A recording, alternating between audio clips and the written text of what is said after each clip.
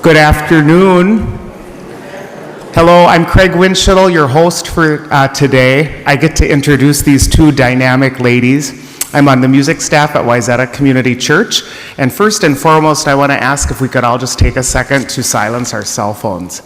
I asked that last week, and then during one of the most beautiful moments last week, somebody went off. So this is being live streamed.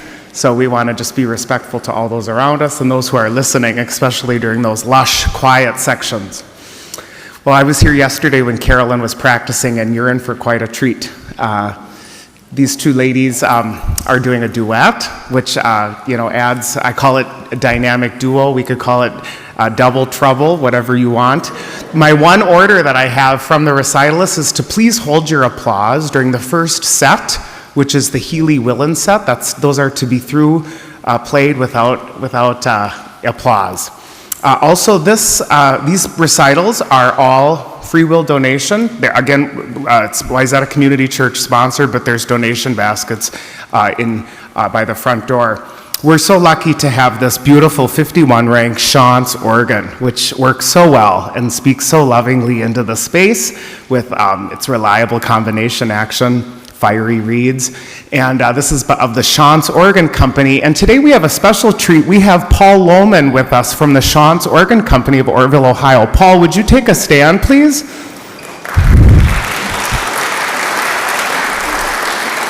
So, thank you again for this lovely installation. And thank you to St. Philip's, the clerical team here, and of course Linda Armstrong, Director of Music and organist, who welcomes us. Without further ado, let's welcome Carolyn to the organ.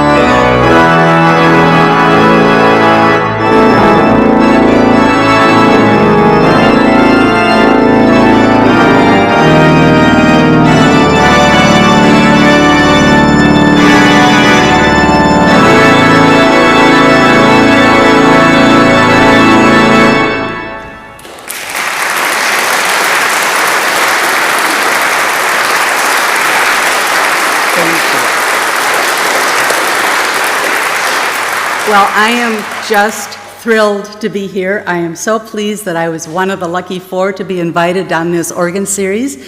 And I love this space and I love the organ. Paul, you did a really good job. It's just wonderful. Well, now you have just heard 3 pieces from a collection of 5 by Healy Willan. He was born in England, but he emigrated to Canada in his 30s, and he became a very recognized organist, choirmaster, and composer. In fact, he was given the distinguished title of the Dean of Canadian Composers, and he wrote over 800 works in his lifetime. And I think we're all relieved I just played 3. We're now going to shift back in time. We're going to go on a musical historical journey today. So we're going to go back to the Baroque period, and I'm going to play a prelude by Johann Pachelbel. He was an acclaimed German organist and a leading 17th century composer of both sacred and secular music. You have all heard the iconic Pachelbel's canon. Probably 3/4 of the weddings years ago would use it. And he actually wasn't even recognized for that during his lifetime, but he did enjoy local fame as an organ composer. Now, he was a very important forerunner to Bach. And he, as Bach, was highly influenced by Italian music. And they both brought a perfect blend to their time in organ history. Pachelbel was influenced by Frescobaldi, and Bach was influenced by Vivaldi.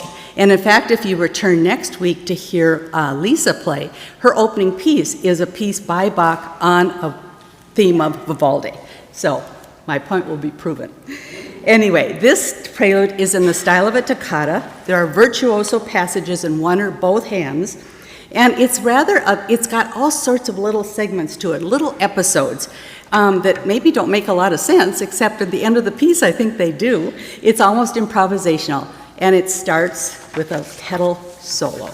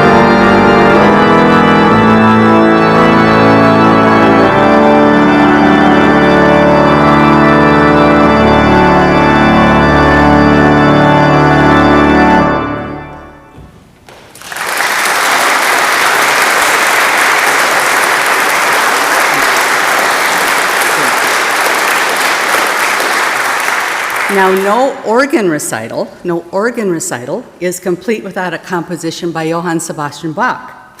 But today, you're going to hear Bach played on the piano. I am delighted to introduce my distinguished colleague and friend Diana Lee Lucker, who was at Wayzata Community Church for over 20 years. It was there, under her leadership, that we began working together. And it is so joyful for me to have her join on this piano bench at this time today. And she will now introduce our Bach piece.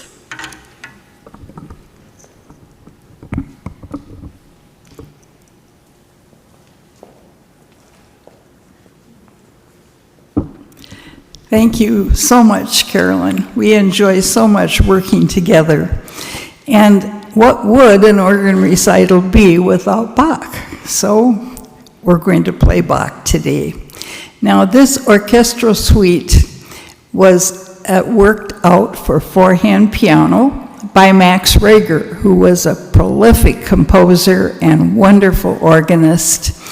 And he just enjoyed four-hand music. All his career, he managed to arrange orchestral works for four-hand piano.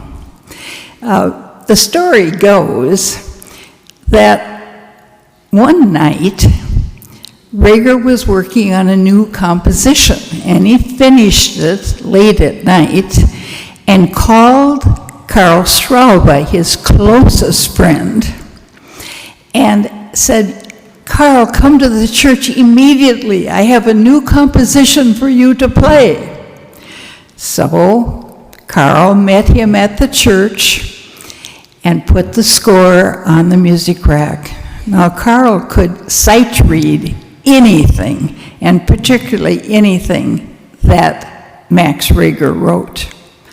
So he began to play, and he played for about 2 or 3 minutes, and then he suddenly stopped. And Reger said, "Well, go on." And Karl Straube turned and looked at him and said, "There's too many notes. It's too difficult. I can't play it." And Karl Straube said, "Oh, I know that, but I like the way it looks on the page." And so we chose to play the first movement of Orchestral Suite number 1. Now, when we first looked at it, we were just amazed. Max Reger had put every single note that was in the orchestral score in the piano parts. However, that meant that we often had to play the same note in the same place on the keyboard at the same time, and we couldn't do it. So we had to spend quite a bit of time working through the score and making sure that we didn't double notes unnecessarily. So actually what you're going to hear today is the orchestral suite arranged by Max Reger and then edited by Lucker and Diamond.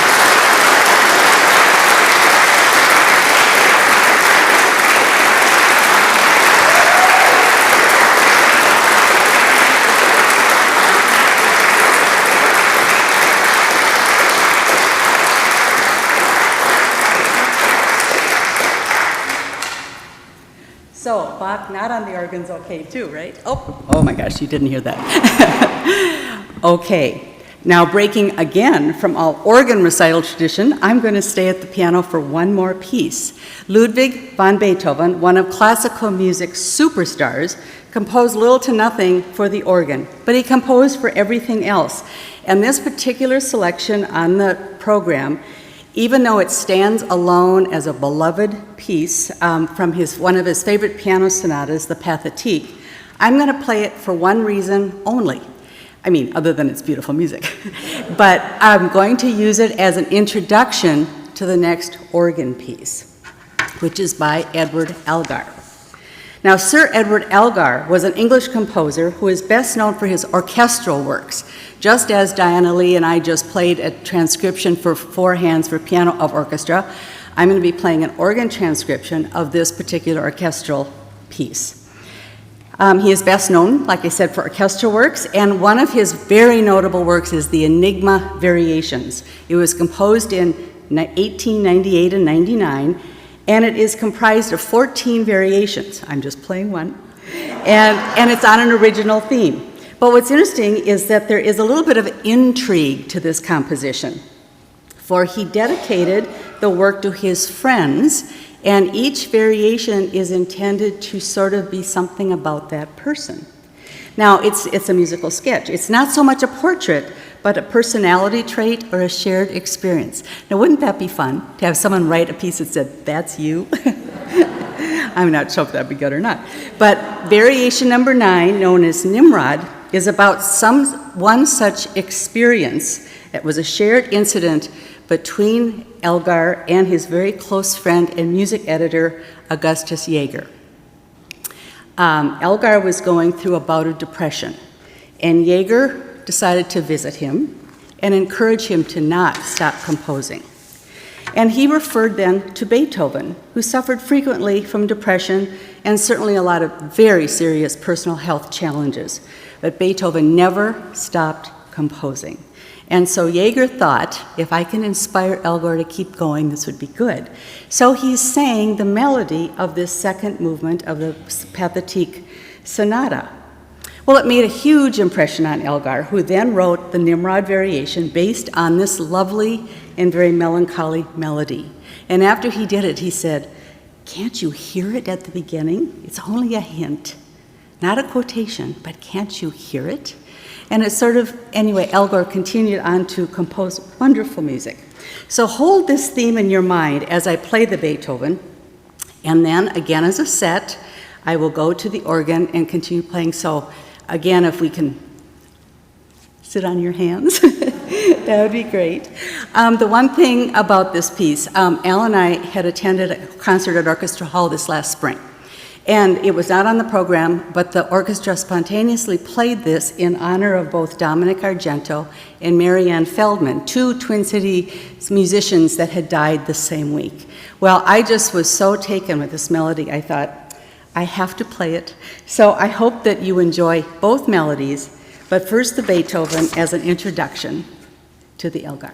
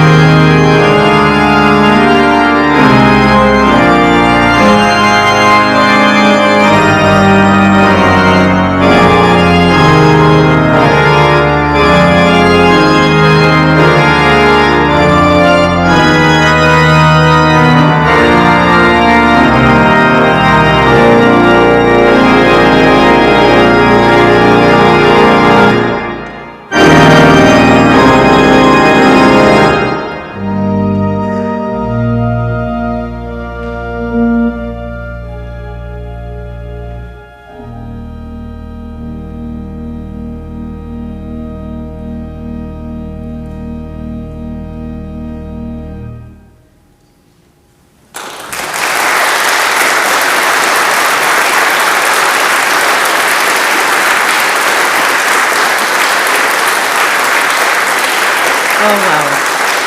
What would we do without beautiful music, I tell you? And I'm so grateful that I'm a keyboardist because I can actually cry and play it at the same time. I couldn't do it if I was a singer. Okay, we are going to stay in the contemplative moment for just a little while longer as I play Meditation by Maurice Duruflé. French composer, organist, and teacher, he was a young recipient of the rich and wonderful French Renaissance of organ music. He also studied and rubbed shoulders with many of the great French organists. And in 1927, at the young age of 25, Louis Vierne, the great organist of Notre Dame, chose him as his assistant, and they remained friends for a lifelong time. Duruflé was even at Vierne's side, acting as assistant, when Vierne collapsed and died at the console of the Notre Dame console during a concert in 1937. Duruflé went on to have a very successful career as an organist in Paris, and when he married his second wife, they became famous as a popular organ duo, touring and giving concerts during the 1960s and 70s. Now, I've been after my husband to take organ lessons because I just think it would be such a fun way to travel, but so far, I haven't gotten anywhere. But sadly, in 1975, both Duruflé and his wife were injured in a very bad car accident, and he had to give up playing and ended up being largely confined to his home. But she ended up taking his organ position at Saint-Dié-du-Mont, where he had played for decades. Now, as a composer, he was very critical of his composition and published over very few, and even kept wanting to edit them after they'd been published. And the result of this perfectionism is that the music tends to be very well polished. Now, this meditation would demonstrate such attention to detail. It is short, it's lush, it's quiet, and it's elegant. And I think as I play it, maybe you can just ponder the subtleties of music and just enjoy the beauty of the quietness.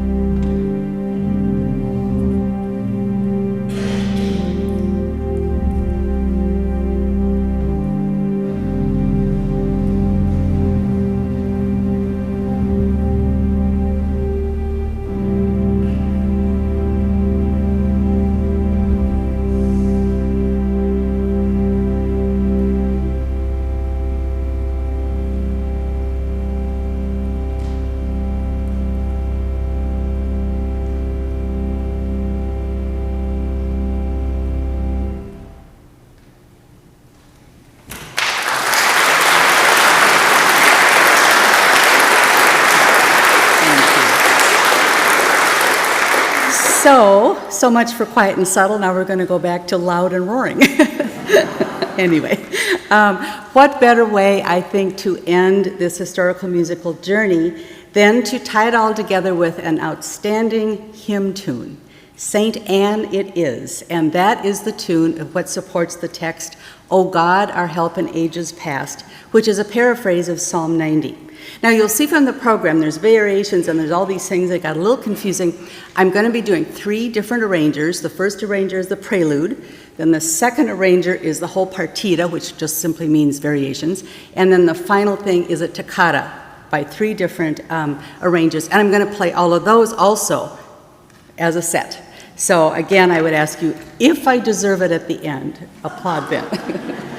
But I want to talk just a little bit about Jan Bender, who composed the bulk of this particular selection. Jan Bender was a Dutchman, but he spent most of his time in Germany studying and working as a musician. But because of the time in history, he ended up getting drafted into the German army. He actually even lost an eye during one of those battles. But he surrendered to the Allied forces in France at the end of the war, and he even spent time in an American POW camp. Years later, he visited the United States as a visiting professor, and he has a connection to Minnesota, for he was the composer in residence at Gustavus Adolphus College, our very good college in St. Peter, Minnesota, from 1979 to 81. And in fact, this partita is dedicated to Dr. David Finan, who was there at the time and had been at the college for many years. So I also want to just say thank you again so much for coming today and sharing this music with me. I mean, I like to play when I'm all by myself, but let me tell you, this is just great. And I guess I would just like to end today with a thought, and perhaps it could be our prayer, because we know that God has been our help in ages past and will most certainly be our hope in the years to come.